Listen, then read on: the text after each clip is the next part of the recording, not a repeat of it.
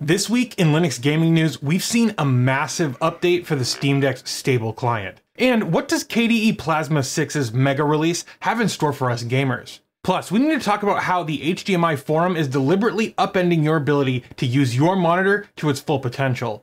All of this and more today. Let's get into it.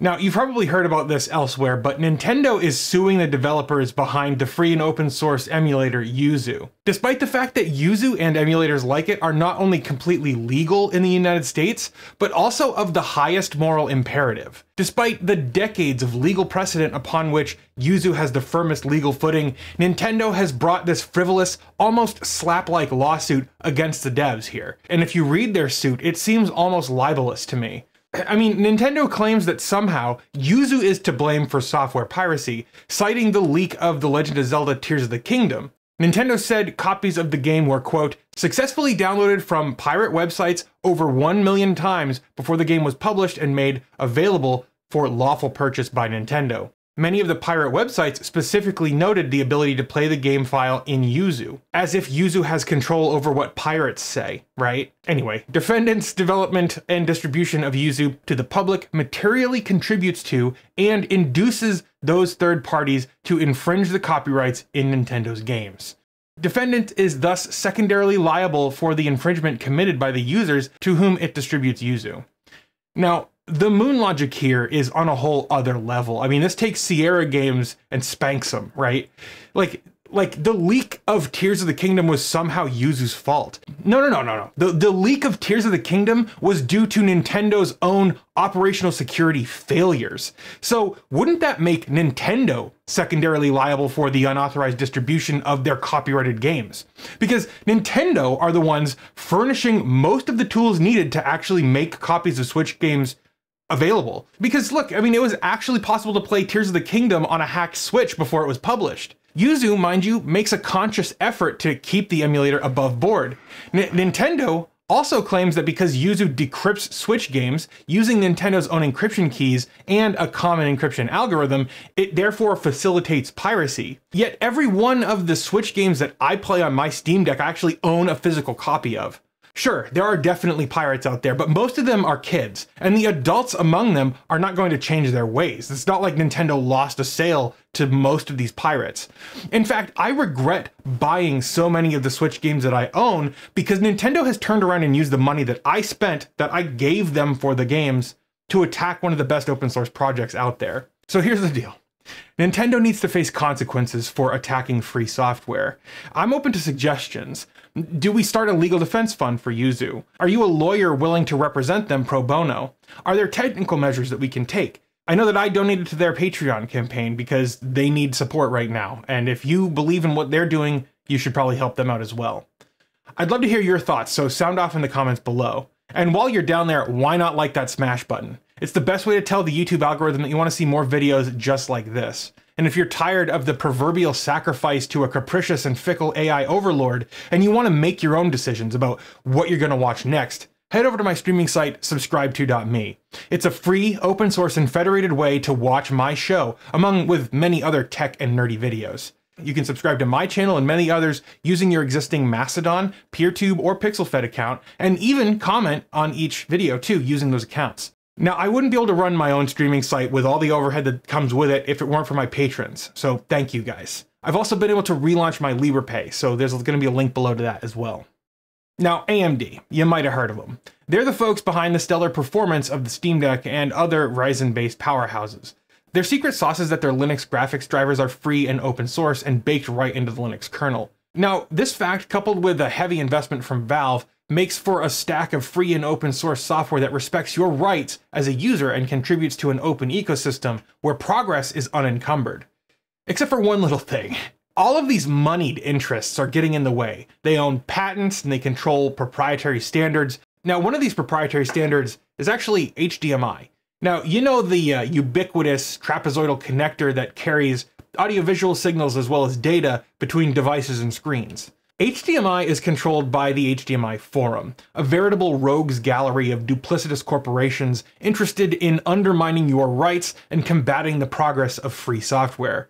It's the usual suspects, including Microsoft, Fraunhofer, Google, Sony, Qualcomm, and Netflix, just to name a few. AMD's part of it too, and they recently sought to address a bug report. It was titled 4K at 120 Hz, unavailable via HDMI 2.1.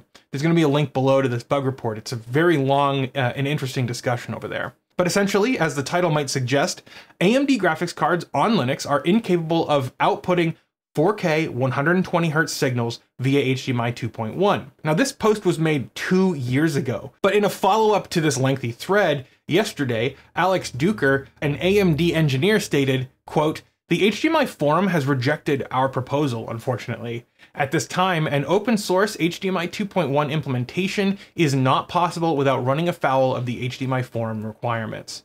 So it should come as no surprise that with companies like Microsoft and Sony in the mix, this was bound to happen.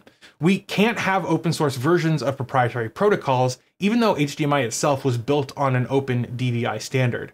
And it's thanks to companies like Microsoft, greedy, evil, proprietary profiteers.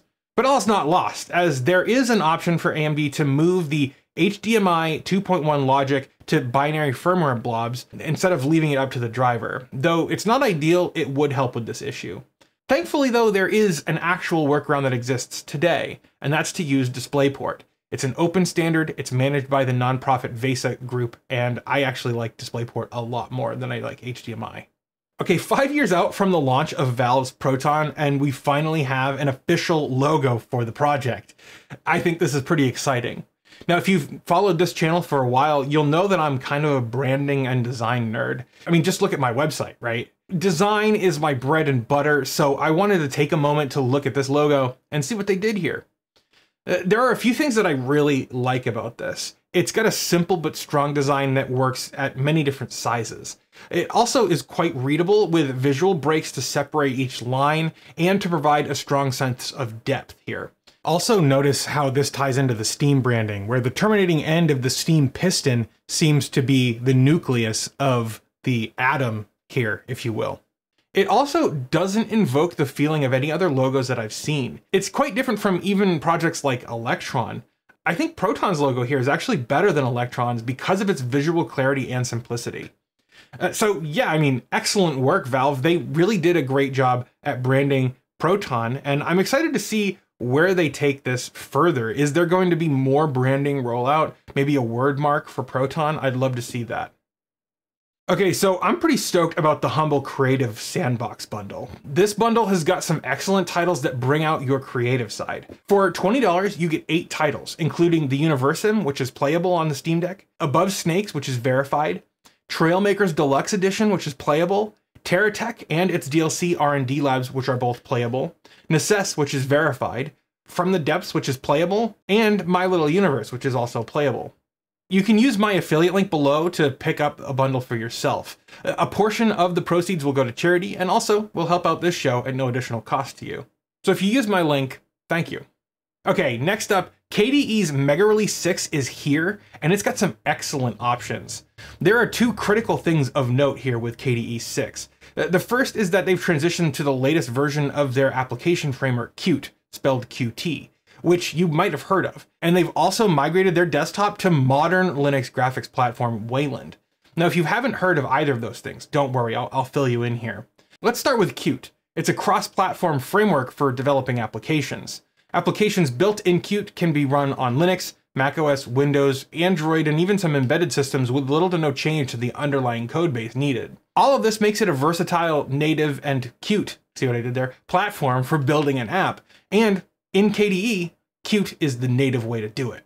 And then we have Wayland. And now Wayland is a bit trickier to describe. At the risk of oversimplifying things, Wayland is a means of coordinating user input, graphical applications, and the operating system. It allows them all to communicate with each other.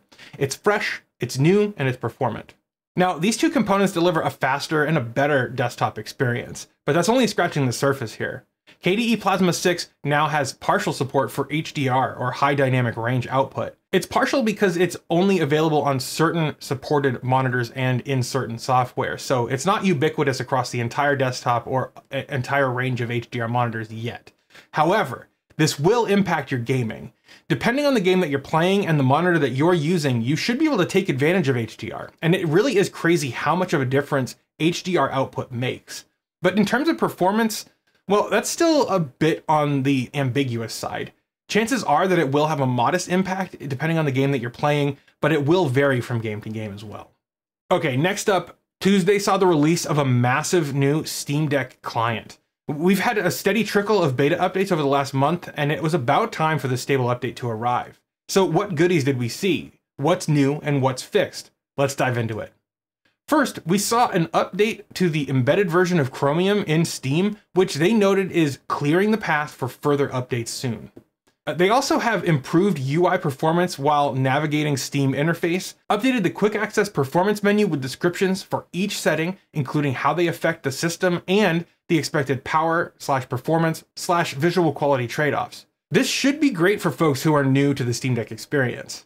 Then they made the factory reset option trigger a clean install of the OS if it's been modified. They improved performance when adding or removing multiple games to or from Family View. They removed duplicate friend counters on game capsules, and they fixed a number of issues including performance and user experience bugs. But then, in Steam Input, they added a setting for player LED on DualSense controllers. They made it so controllers can be used to dismiss or continue when controller support information appears before a game launches. And then they added a button to the controller config quick settings and the gyro section of the controller layout editor to be able to calibrate the gyroscope.